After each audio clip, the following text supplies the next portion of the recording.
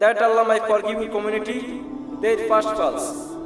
আল্লাহ বলেছেন নবী আপনার আগে কোনো গুনাহ নাই, আপনার পরে কোনো গুনাহ নাই। অর্থাৎ গুনাহ বলতে আল্লাহ রাসূলের কোনো গুনাহ নাই, শুধু নবীর না, কোনো নবীর কোনো গুনাহ নাই। এরপরে বলেছেন নবী আমি আপনার সব গুনাহ সব কিছু মাফ করে দিয়েছি।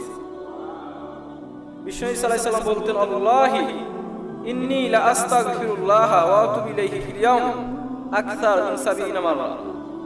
আমার আগে কোনো গুনাহ নাই, আমার পরে কোনো গুনাহ নাই, এরপরেও আমি প্রতিদিন আল্লাহর কাছে 70 বারের বেশি তওবা করি।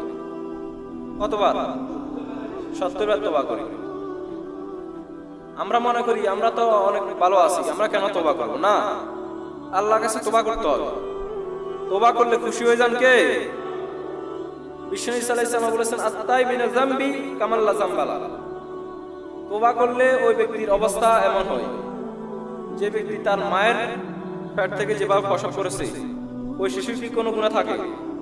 তওবাকারী কোনো দস্তবন্দার কোনো গুনাহ থাকে না। সুবহানাল্লাহ। এজন্য আল্লাহ বলেন আমার ঈমানদার বান্দার, আমার মুমিন বান্দার এক নম্বর গুনাহ বলে হলো তাইবুনা, তারা সব সময় আমার কাছে তওবা করে।